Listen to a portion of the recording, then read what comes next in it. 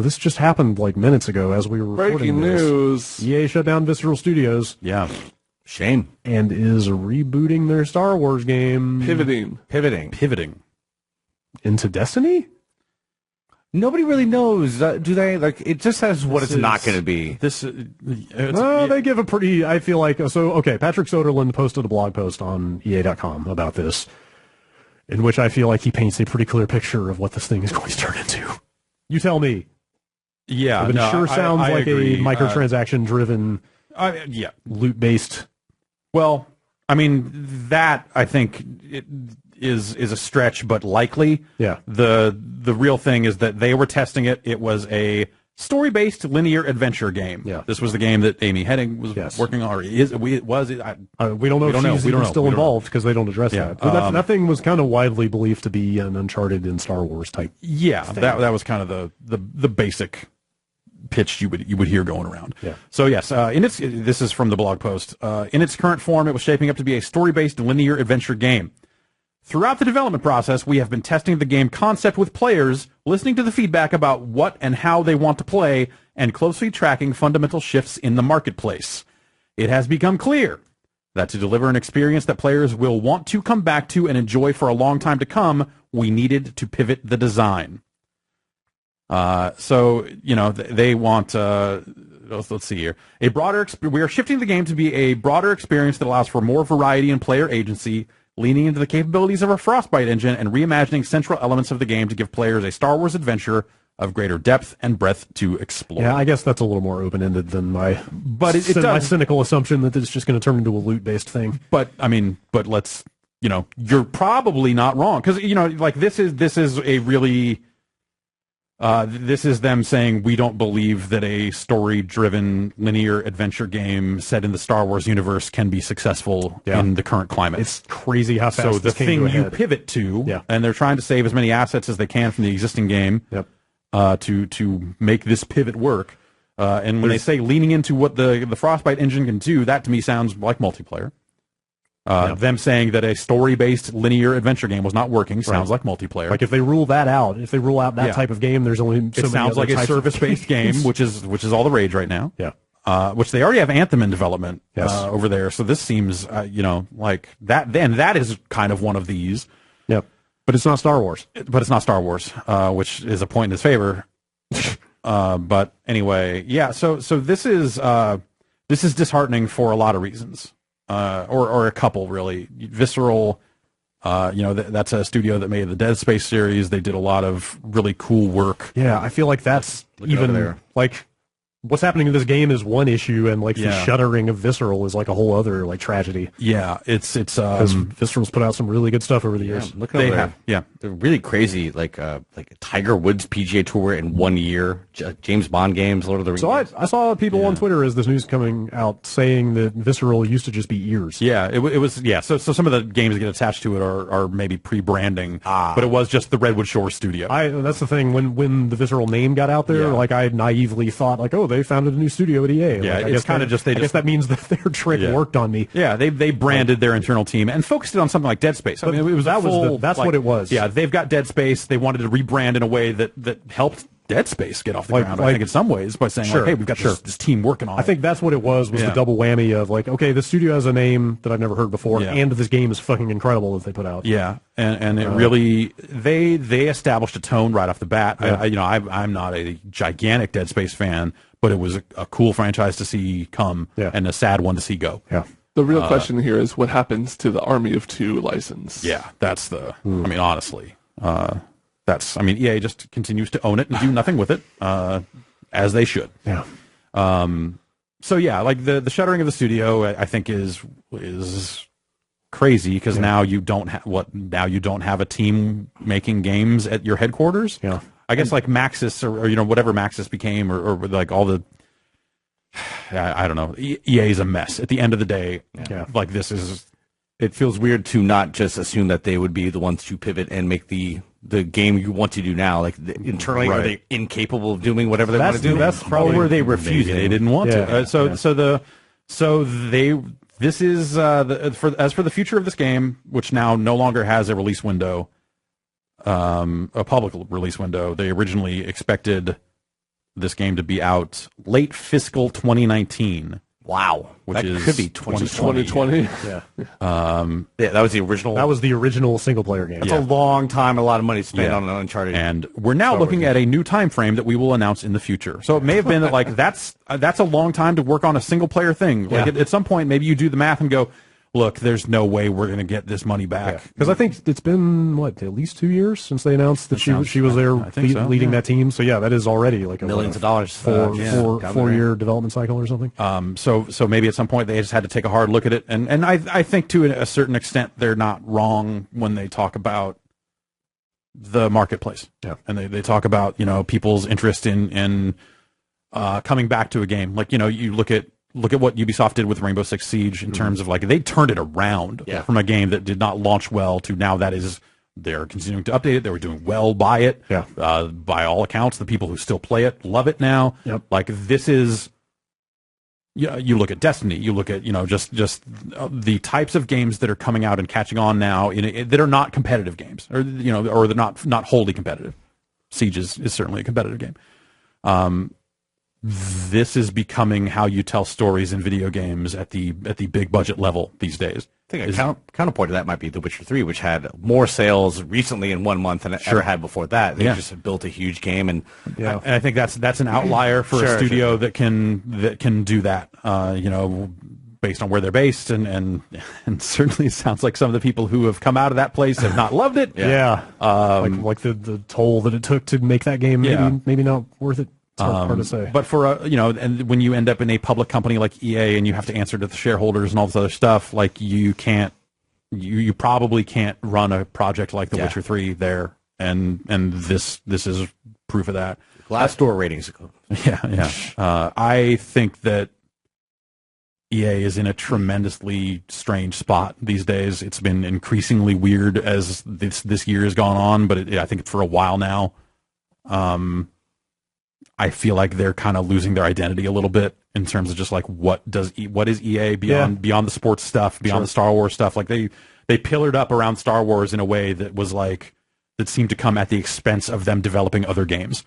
And Star Wars as a whole is really messed up. The whole franchise is being directed really poorly. Like they fired 2 different directing teams at 90% completion of a film. I doubt it was that far along. Those were the words. That's 90% filming. Yes, sorry. Wasn't it just today that they said that Han Solo movie was like done? They announced a title for it. Oh, okay. And now it's apparently going to be credited to Ron Howard, which is a big Directors Guild fight will probably come down that pipe. Yeah, my understanding was they booted Lord and Miller when they were almost done shooting. Yes, sorry. Okay. So they still had all the post-production to do.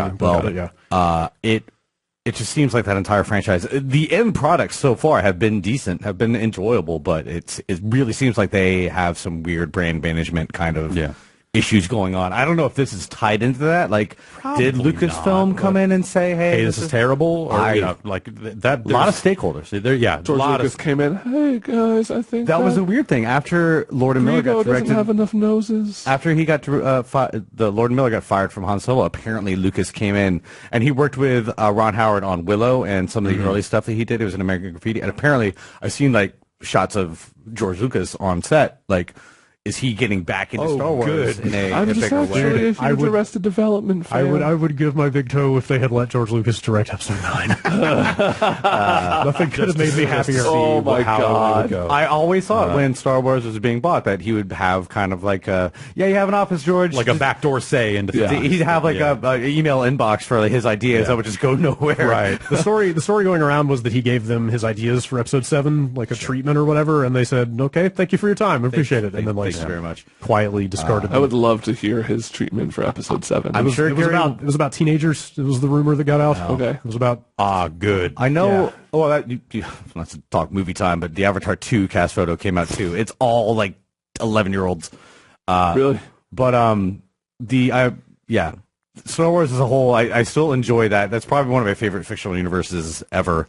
It really seems like there's a lot of weird shit going on at Disney. Everything about it just seems like it's hard to know if that played a role here. Yeah, this could be a completely separate thing. But also, so I guess like the upshot is that they're taking the assets from this thing and trying to use what they can as development shifts to a development team from across EA Worldwide Studios. Yeah, the fact that they don't even assign this new project to a specific new studio. Led by EA Vancouver. Okay.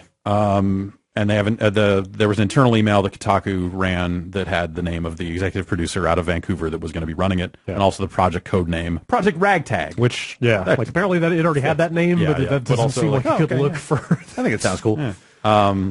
The other thing is, if you're pushing beyond 2020, you're talking about a whole new generation of consoles too. Like, assuming we have consoles and those far-flung features. Essentially, it's all going to be for Oculus Go. Yeah. This is. Yeah, I feel like this is big budget video games for the next 5 years minimum. Remember, this like the sort of stuff it's been like what, barely a month since we talked about that Square Enix investor call. Yeah, and like when the language is couched in like investor relations, people don't pay quite as much attention to it. Right, but they said exactly this. Yeah, They said, hey, big budget single player games are not doing it for us anymore. Like, and people have been saying that forever, right? At least a decade, if not more. That you've seen people like either like recommitting to single player games or backing away from single player games. But I feel like this is like a public execution. Yeah, you know? Like they literally put a bullet in this thing. Like, and now they're trying to reanimate the corpse. Like, this is it's baffling that they said they're even going to pivot. Just cancel it and deal with that, and then come back later. Yeah, I think it's crazy that they actually put this statement out the way they did. Yeah. Even if they were going to do this, like this is a level of detail that is simultaneously not enough and too much. Yeah, like they kind of are assuming that anything they send to the internal team is going to leak. You have to assume that. So it's the entire thing is really weird. There's an interesting conversation to have around why all this is happening, but like the companies involved are never going to give the degree of transparency you need to actually have the conversation. But there's going to be some weird stuff coming. I'm sure people who live in that company like Rami Ismail on Twitter talks about this stuff a lot, and he says he's like, hey, these things are all signs that like the current model of development is unsustainable. Right. But we don't have any visibility into the financials of these massive corporations, so we don't know exactly what that means. Right, but at the same time, I think you can look at like EA's behavior. I think you can look at what EA is up against in the market, and I think you can look at their statement and piece together something that sounds plausible. Right, this is a game that wasn't going to maybe ship until early 2020. That's a lot of money to spend on a single player game.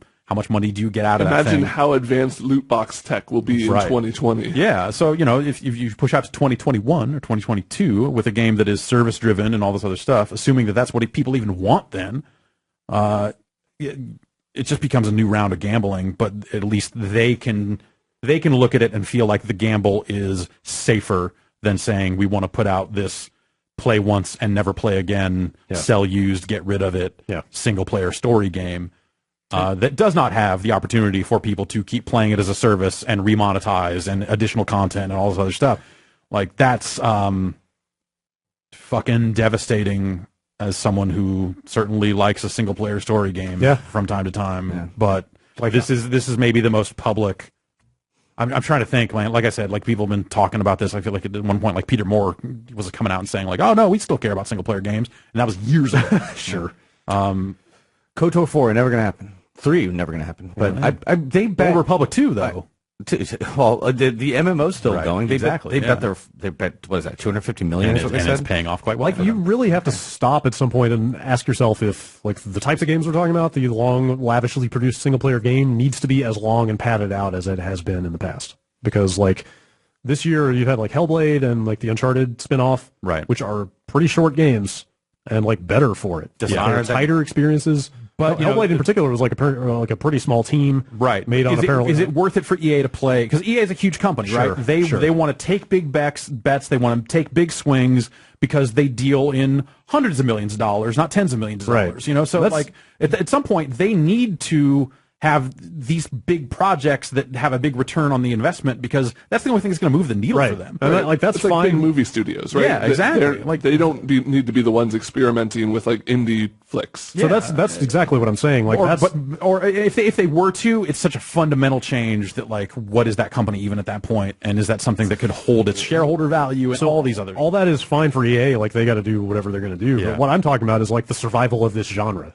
Like, maybe what you need are the Ninja Theories out there making games that are smaller, like Hellblade, which is like an amazing looking game. DMC2, let's fucking make it happen. Sure. And you've got plenty of indie developers working on these types of games, Yeah. and while they might not have all the functionality of high-budget single-player campaigns, they can tell a as good or even sometimes better story. Right. You're Right. just trading off like art or some other asset that studio isn't as good at. Right. dealing Like with. what if you start coming to see these like big budget blockbuster style games more like blockbuster movies where they're only 2-3 hours long, or you know what I mean? Like something has to give, obviously, to rein in like these production budgets. But I wonder, does that sell? I don't know. I don't know. That's the. At what point, like, he's just like, why don't I just watch a movie? That's $45 fewer dollars to watch a movie. Yeah.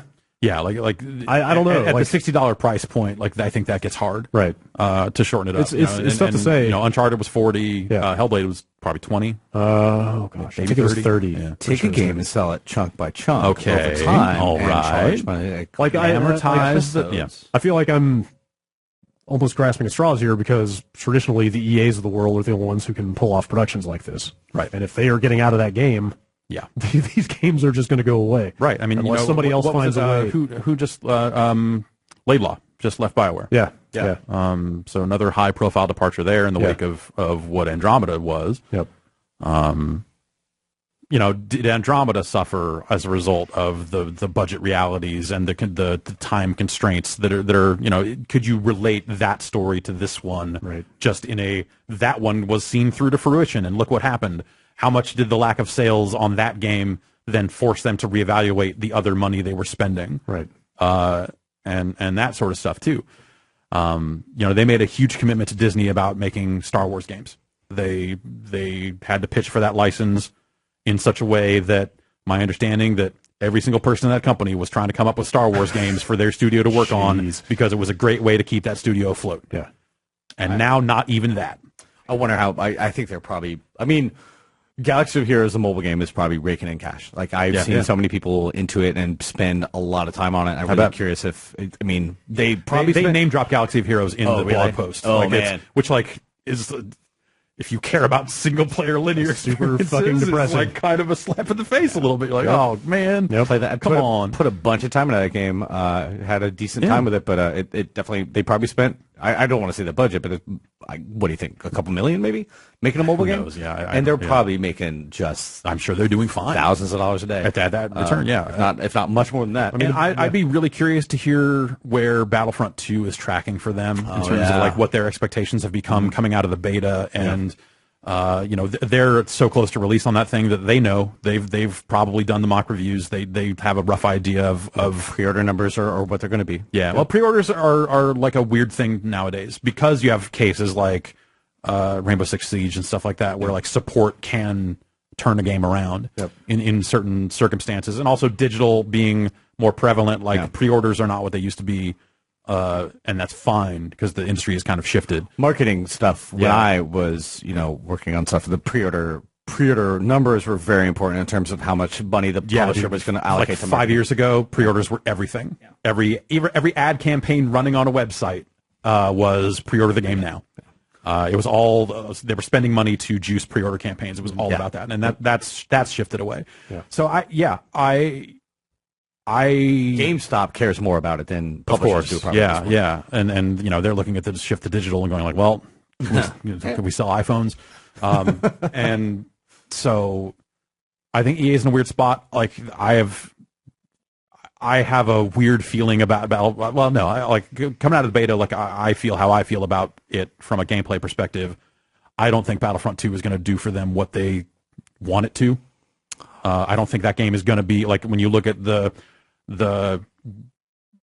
what they had to come out and say about their microtransaction model and publicly say about like, okay, no, there's been a lot of talk about the loot boxes. Like they came out right in the middle of all this stuff with their like buy these loot boxes in our beta, and had to come out and kind of say like, here's what the system will look like in the full game. It'll be fine. It'll be fine. Oh God. Oh God. Oh God. You know, they're kind of banking on this campaign, which we'll see. I think that game is not a sure thing. I heard I didn't play the beta, but the word of mouth I was kind of hearing was that people were worried about like longevity? Is it going to have that kind of and Battlefield that was the 4? problem the first game had. Yeah. You know, and their answer to that was to add a single player campaign, which I don't think and more actually, maps. More heroes. A bunch of charts about a bunch of bar there's going to be more, showing that there's more of everything. And I did not see. Like checking around, definitely did not see a ton of excitement coming out of that beta. Even the people that were kind of a little more ambivalent about the loot box stuff were not coming out of it going, I definitely have to get this game. Like, I just don't see the sentiment out there. Yeah. You will have Star Wars fans, and the first game did well. Yeah. But I don't see this as being like a big breakthrough game for them this year. And Looks beautiful though. Oh, definitely. Shit. I mean, the first one did really obviously, the Frostbite engine, DICE, like they are highly capable of making beautiful fucking video games, but at what cost? And so I think EA is in a weird transitional period where, it wasn't that long ago that they were like, hey, we're totally going to make a Mirror's Edge sequel because we said we would, because the gamers want it. Yeah. And it came out, and turns out people didn't actually want that game. Yeah. And so you had an EA that kind of pulled back from a lot of that stuff.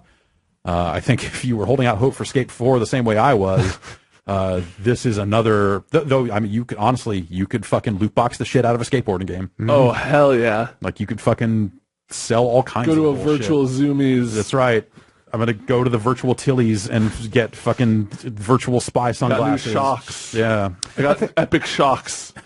I think maybe GTA Epic 5 trucks. is a good example of a game that costs probably a few $100 million to make and has sustained itself and is selling more copies now than it did. It's so just by having online stuff and I think that they benefit from that game being called Grand Theft Auto. Yeah, sure. And also, I think that they could not have seen that game coming the way it did. Yeah.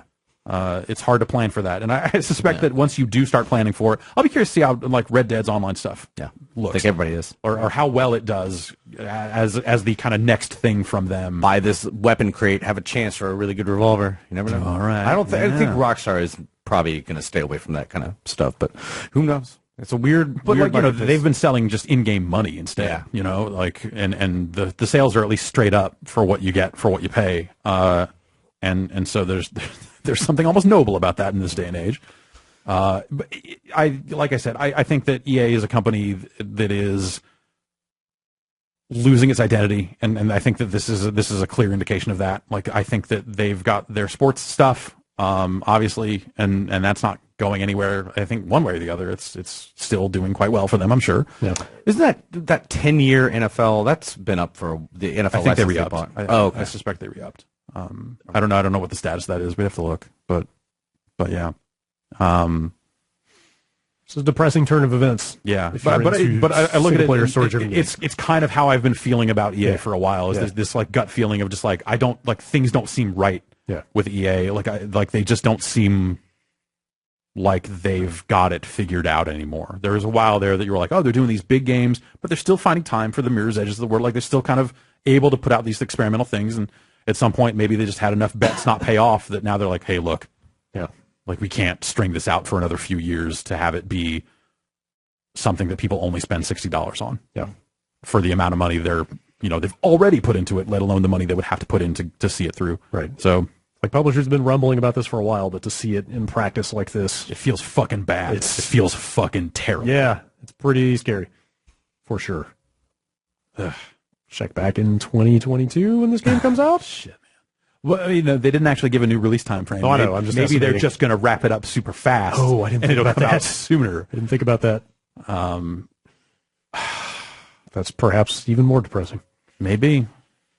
Oh man. Pour one out for Visceral, though. I know, a lot of people have already, come and gone from that studio, and some of the people you associate with Dead Space. At least some of them were not there anymore. I'm sure some definitely were, but that studio had done some fascinating work over the years, and that's sad. Yeah. I don't know. You could almost have said you saw the writing on the wall when Dead Space 3 came out with all the weird stuff they did to that thing to make it online and stuff like that. Still my favorite Dead Space game. What? What? Oh, you are crazy. What the fuck? I mean, You are fucking crazy. 3? Yeah, liked it a lot. That was one of my few games that did. I don't play co-op games. I don't really like co-op games that had a co-op mode that didn't fucking ruin single player. This was in the era of like Resident Evil 5 was one of my most disappointing games I've ever played after Resident Evil 4. Oh wait, fucking Dead Space 3 had those crazy weapon microtransactions. Exactly. It had it had the weapon bench where you had to buy parts. They literally tried to save that franchise by bolting that shit onto it in hopes of bringing in more money. I played the Game of the Year edition. It didn't have. I played it at release and I didn't have to buy anything. Yeah, you didn't have to. There was no Shadow of War. Keep in mind, EA is also the company that rolled out the online pass. They've been trying to find different ways to, whether it's monetize or stem off used sales, or they've been very focused on them dollars all along. You don't get to be EA's size without it, without that. Yeah. But I feel like they're just, like I said, they have not been bringing the hits. Yeah. And at least not for people like us. Yeah. If you're into sports like that, sports or Galaxy of Heroes, right, or whatever other mobile stuff they're doing. I really want to check back in on KOTOR sometime. I had, people always Old Republic. Yeah, the MMO. The Old Republic. Kessler Run still going strong. I think there's still a guild in there somewhere, but their free to play implementation is really poor. But they do occasionally do this thing where you can just play the story missions and get a really good storyline, and you don't have to grind anything. Yeah. They do that every once in a while, and I had some fun with that. But I know that game it launched poorly and has eventually hit like 1 million subscribers or when they went free to play, they turned it around. It definitely was doing super well for them at one point. I would assume it's still doing A-OK, but I don't know.